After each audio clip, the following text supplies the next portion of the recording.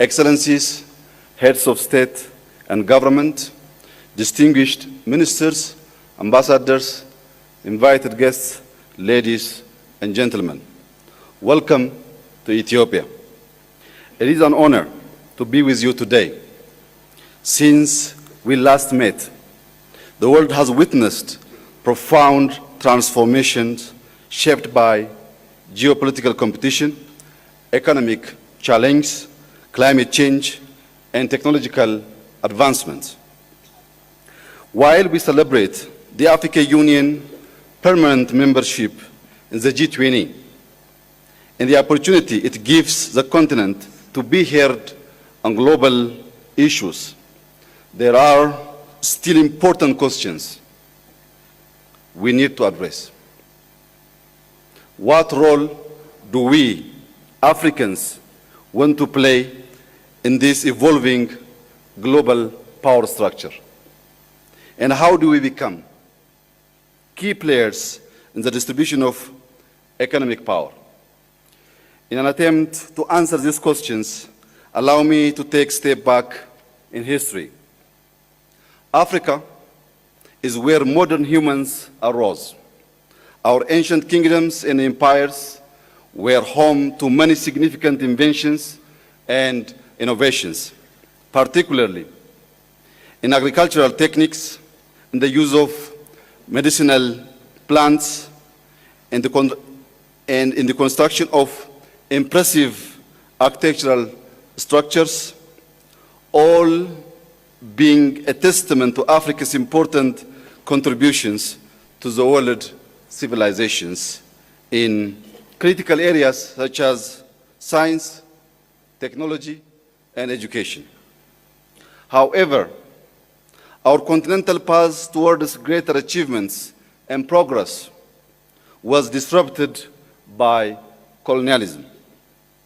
The strategic approach of the colonial powers was centered around dismantling the core essence of our nations, undermining our knowledge, our spiritual and cultural heritage, replacing our ancient education systems with Western-style education that was introduced as being superior.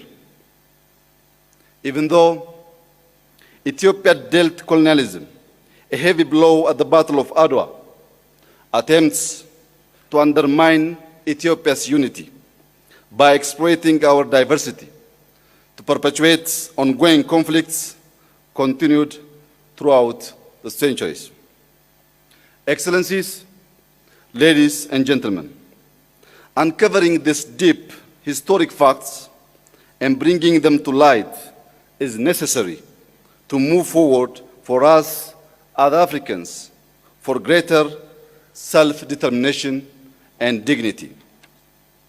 Our land is rich. We are blessed with favorable weather, arable land, water, forests, natural resources, and a large youth population who embody the great potential of our continent. We should not be seeking for aid. In order to grow and ensure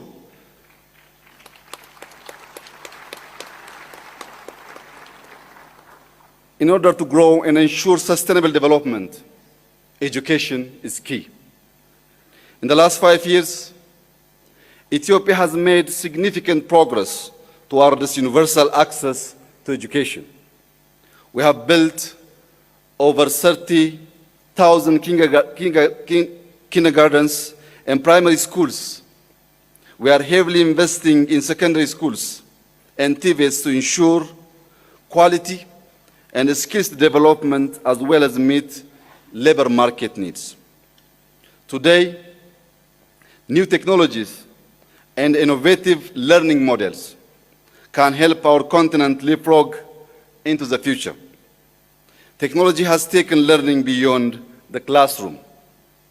Artificial intelligence is delivering personalized learning tailored to children's needs by breaking down cultural and language barriers.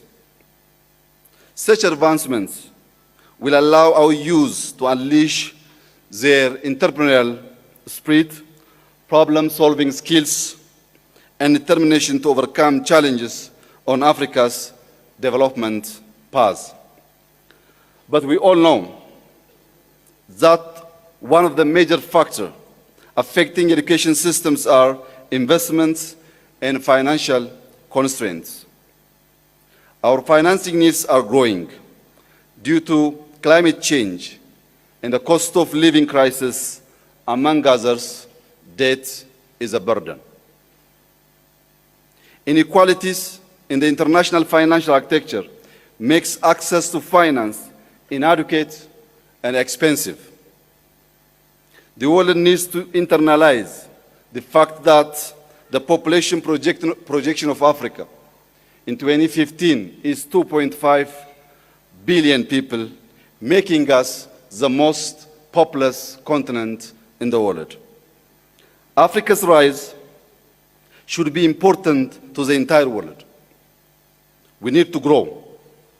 We need to build infrastructure, assure food security, strengthen our health and education systems, and create jobs. All of this requires long-term financing. While I renew my call to all major financial agencies to consider the realities of today's world, and particularly for middle and low-income countries, allow me to draw your attention on some of the opportunities our continent has for the Africa we all want. First comes Africa's thriving digital economy. Majority on the continent have phones, and mobile data is rapidly growing. We are starting to produce large data sets that the AI system require to allow us to learn, make prediction, inform our policies, and act. Having a robust Pan-African data governance strategy aligned with the principles of Agenda 2063 will boost the continent's competitiveness, ensure productive cross-border data flow, and protect individual rights. In addition, increasing infrastructure connectivity between our countries by building roads, airports, ports, rail networks, pipelines, and communication networks will link communities, increase trade, and enable economic integration. Furthermore, I would like to touch upon the need to secure peace and stability, which are, of course, the necessary foundation for economic and social development.